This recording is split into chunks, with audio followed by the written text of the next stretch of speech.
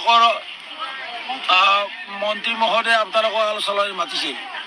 আলোচনাত কি হ'ল আৰু পৰৱৰ্তী সময়ত আপোনালোকে কি কৰিম বুলি ভাবিছে এই সম্পৰ্কে অসমৰ জনগণক জনাব লাগে।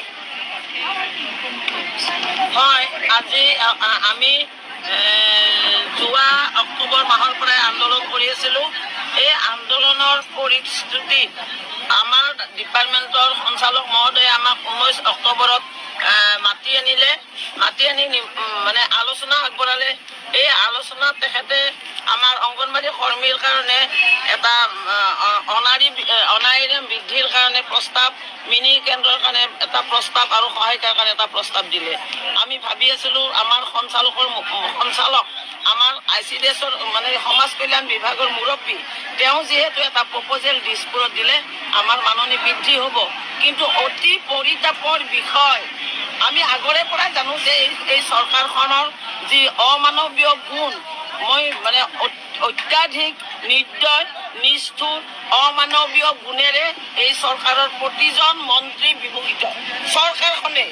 গতিকে তথাপিও আমি যিহেতু এগৰাকী সঞ্চালকে প্ৰপ'জেল পঠাইছে, নিশ্চয় আমি কিবা এটা এইবাৰ পাম বুলি আশা কৰিছিলোঁ। কিন্তু যি দেখিলোঁ 12 তাৰিখে যি মানে বাজেট উন্মোচন কৰিলে, এই বাজেটত অংগনবাড়ীত কোনো মাননি বৃদ্ধিৰ ঘোষণা নহ'ল, বৰঞ্চ 5,000 চেণ্টাৰ দিয়া বুলি আমাৰ সমাজ কল্যাণ মন্ত্ৰী তথা বিত্তমন্ত্ৰী অজন্তা নেওগ ডাঙৰীয়ানীয়ে ঘোষণা কৰিলে। এটা কথা অসমৰ ৰাইজে ভালদৰে জানে যে আমাৰ অসমত 62,153টা অংগনবাড়ী কেন্দ্ৰ আছে আৰু সেই কেন্দ্ৰসমূহত কাম কৰা অংগনবাড়ী কৰ্মী সহায়িকাৰ সংখ্যা 1,21,000। 1,21,000ৰ লগত এই 5,000 কেন্দ্ৰ যেতিয়া দিব আৰু 10,000 কৰ্মী সহায়িকা প্লাছ হ'ল 1,21,000। নহয় বাইদেউ, আপুনি আজি মন্ত্ৰীয়ে কি ক'লে আপোনাৰ সেইটো কথাই মুখ্য। আজি মন্ত্ৰীয়ে আমাৰ আন্দোলনৰে পৰিপ্ৰেক্ষিতত মন্ত্ৰীয়ে নহয়, প্ৰথমতে আমাক ডাইৰেক্টৰ অফিচৰ পৰা তেওঁ আমাক চিঠি পত্ৰ দিয়া নাই, তেওঁ আমাক মাতা নাই, খালি কৈছে যে আপোনালোকক মন্ত্ৰীয়ে মাতিছে আজি 5 বজাত। আমি 5 বজাত গ'লোঁ, গৈ পেলাই তেওঁৰ যি ভাষ্য শুনিলোঁ, তেওঁ মুখ্যমন্ত্ৰীক বাৰে বাৰে প্ৰশংসা কৰাত লাগি গ'ল। 25 লাখ টকীয়া ঘৰ দিলে, ভাৰতবৰ্ষত নোহোৱা নপজা নজিৰবিহীন কাণ্ড এটা কৰিলে, সেইটো হ'ল অৱসৰকালীন সুবিধা। এইবিলাক গাবলৈ ধৰিলে, 2 বছৰ বাদ চাব লাগিব কাৰণ নিৰ্বাচন আহিছে ইত্যাদি ইত্যাদি কথা। আমি তেতিয়া ক'লোঁ যে বাইদেউ, আপোনালোকে যদি 2 বছৰ দিব নাই তেতিয়াহ'লে মুখ্যমন্ত্ৰীক আমাক এবাৰ লগ কৰি দিয়ক।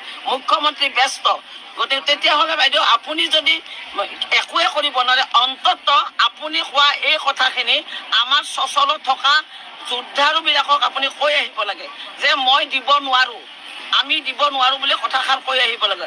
তেওঁ তেতিয়া কৈছে এই না মই যাব নোৱাৰোঁ কাৰণ মিডিয়াবিলাকে ওলট পালট কৰি পেলাব, মোৰ এটা প্ৰেষ্টিজৰ কথা আছে। তেতিয়া আমি ক'লোঁ যে আমি হাজাৰ ছোৱালীক দিলে আৰু কমিশনাৰ আহাতে আমাৰ ছোৱালী মানে উত্ৰাৱল হৈ গ'ল। অংগনবাড়ী কৰ্মী সহায়িকাসকল মানে হুলস্থুল বেপাৰ যে আলোচনাত মাতি পেলাই এনেকুৱা ধৰণৰ ভেকো ভাওনা কৰা এইখন চৰকাৰৰ নিষ্ঠুৰতাৰ পৰিচয় অলৰেডি যদিও পাইছিল, আজি সম্পূৰ্ণভাৱে পাই গ'ল। এই চচলত বহি আজি 26 তাৰিখৰ পৰা ছোৱালীখিনি হাৰাশাস্তি হৈছে। খোৱা লোৱা ইউৰিনেলৰ নামত মানে অদৰ্য পৰিৱেশত আমি কৰিছোঁ। তথাপিও আমাৰ বিভাগীয় মন্ত্ৰী ডাঙৰীয়ানে এবাৰো আহি আমাক খবৰ নল'লে আৰু বৰঞ্চ যিসকলে খবৰ ল'বলৈ আহিছিল তেওঁলোককো আমাৰ সন্মুখতে চকা সমালোচনা কৰিছে। গতিকে এই চৰকাৰখন এই অজন্তা নেওগে নহয়, এই চৰকাৰখনে আমাৰ নিচিনা সাধাৰণ মানুহবিলাকক এনেকৈ জলকে পানী খোৱাতে ধিক্কাৰ দিছোঁ, ধিক্কাৰ দিছোঁ। এতিয়া পৰৱৰ্তী সময়ত কি চিন্তা কৰিম বুলি ভাবিছে আপোনালোকে?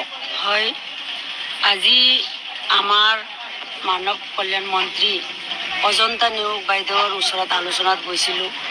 আমাৰ সঞ্চালকে দিয়া প্ৰস্তাৱৰ ভিত্তিত নিশ্চয় আমি আশা কৰি গৈছিলোঁ, সঞ্চালক মহোদয়ে সহযোগিতা আগবঢ়াইছে, আমি গৈছোঁ আলোচনাৰ ভিত্তিত। কিন্তু তেখেতে কোনো পধ্যেই এই মাননি বৃদ্ধিৰ প্ৰস্তাৱ ঘোষণা কৰিব নোৱাৰে, কৈছে সময় লাগিব। আমি আপোনালোকে অপেক্ষা কৰক, আপোনাক সময় লাগিব। আমি এটাই কথা কৈছোঁ যে কিমান দিন ৰখিব লাগিব, 1 মাহ 1 বছৰ, তথাপি তেওঁ ক'ব নোৱাৰে। CM ছাৰৰ লগত আলোচনা কৰি তেওঁ জনাব। গতিকে এনেকুৱা এটা মেছেজ লৈ আমি তাৰ পৰা আহিব লগা হৈছে। আৰু জইণ্ট ডাইৰেক্টৰ, ডেপুটি ডাইৰেক্টৰ, কমিশ্যনাৰে আহি ইয়াত নিজ মুখেৰে কৈছে যে পৰৱৰ্তী সময়ত তেওঁলোকে চিন্তা কৰিব, নিৰ্বাচন আহি আছে, নিৰ্বাচনৰ পিছত হয়তো 2 বছৰো লাগিব পাৰে। গতিকে এনেকুৱা পৰিস্থিতিৰ সময়ত আজি আমি 7 দিন হৈছে ইয়াত চচলত দিনে ৰাতি আন্দোলন কৰা। নিশ্চয় আমি বাধ্য হ'ব লাগিব। আগন্তুক সময়ত আমি এই চচল এৰি নাযাওঁ যেতিয়ালৈকে দাবী আদায় নহয়। আৰু আগন্তুক সময়ত লোকসভা নিৰ্বাচন আহি আছে। এই লোকসভা নিৰ্বাচনত বিজেপিক ভোট বৰ্জন কৰি বিকল্প চিন্তা কৰিব নিশ্চয় লাগিব।